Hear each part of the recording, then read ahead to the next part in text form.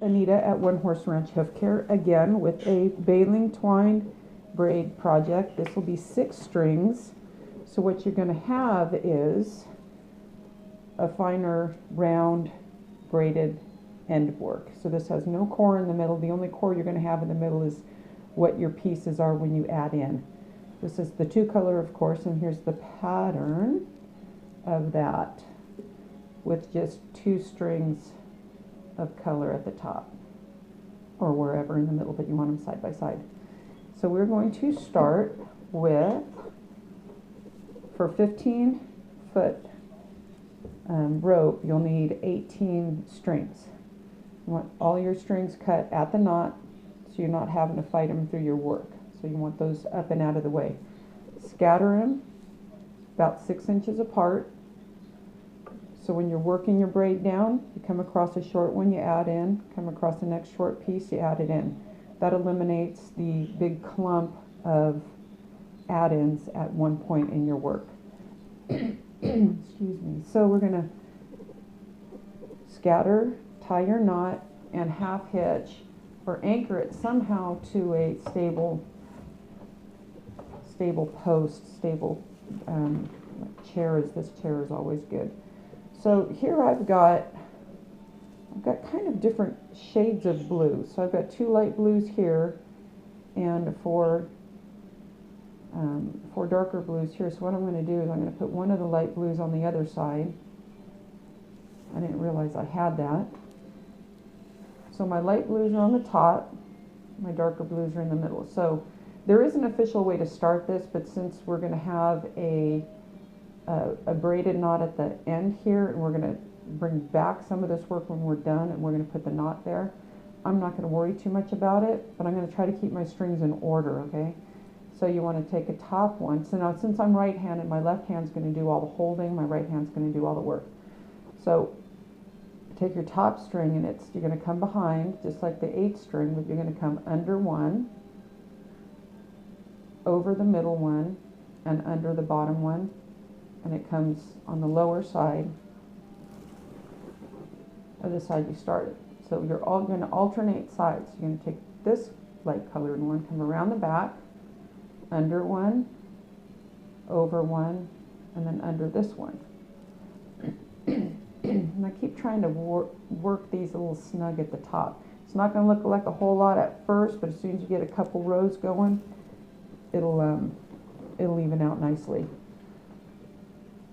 Next side, and it's going to be your top string, back side under one, over one, and then under one.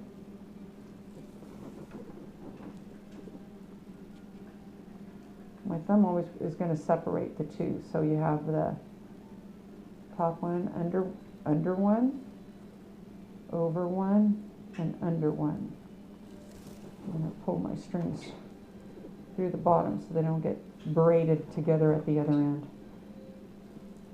Top one, there and there, under one, over one, and under one. I really like this braid. It's quick. I like the roundness of it. It's got a better feel to it. It's not as bulky. So when you start looking at your pattern here, what's going on where your strings are laying, top one here,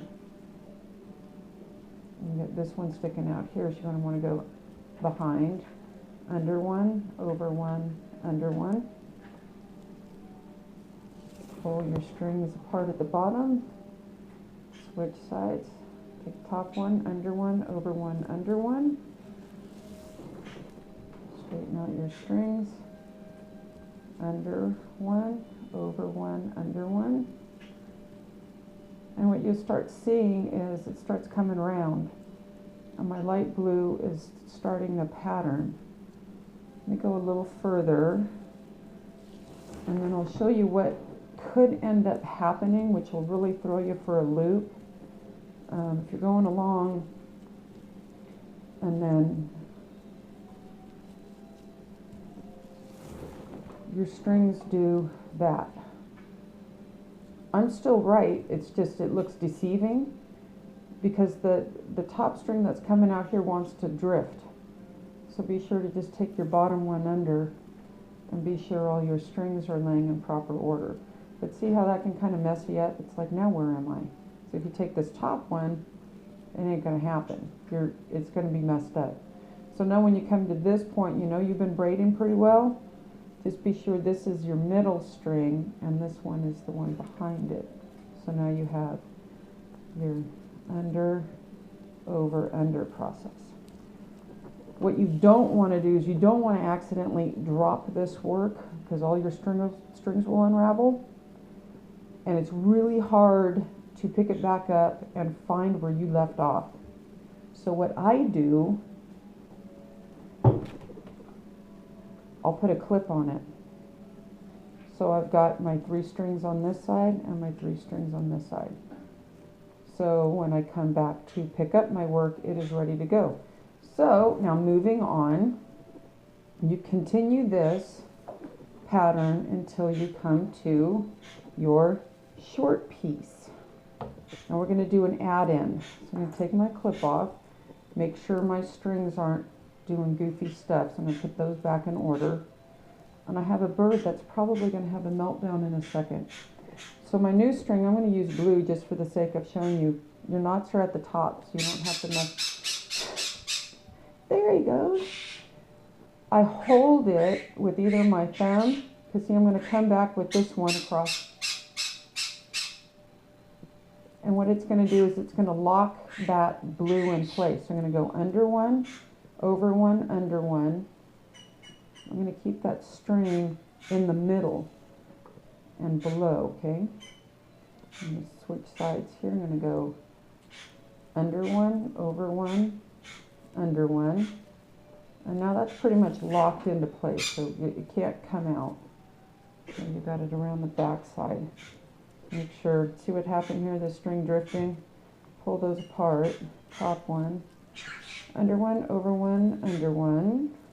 So your pattern remains the same. If you're doing the same colors, really pay attention to where this add-in is at, because you'll get it confused with the rest of them.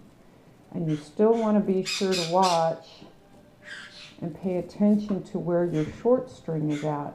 Your short string is probably going to be about, I don't know, it should be about close to 6 inches, let's say. If you get any shorter than that, sometimes you'll start running into where you're going to have back-to-back add-ins. But that's just where you're going to need to fool with it and see what works for you. So we're going to braid this in for a little ways. And so over one, under one, over one, keeping that in the middle. So you've got about that much. I'd like to go a little further, but just for the sake of time and showing you, I am going to add, I'm going to actually wait till this one is in the center. So let me go a little further.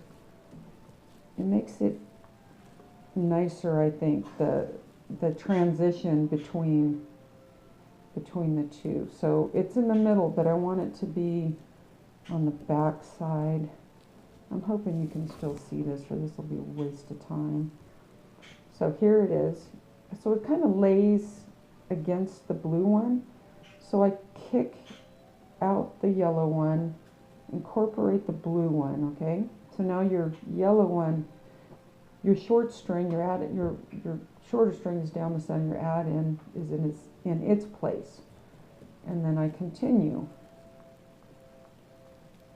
to go under one, over one, under one. Now keeping this short blue string where it needs to be, all of these strings in their proper order, you start braiding in your new one. Now you're going to want to braid this in for a while, probably about a couple, 2-3 inches like you've done with the top add-in piece. But for the sake of time and showing you, I am now going to kick it out. Push it out the back side, right? And just keep your pattern going. Okay? Making sure you don't collect that string back up and push it back in to your work. Just be sure it continues to stay out of the way.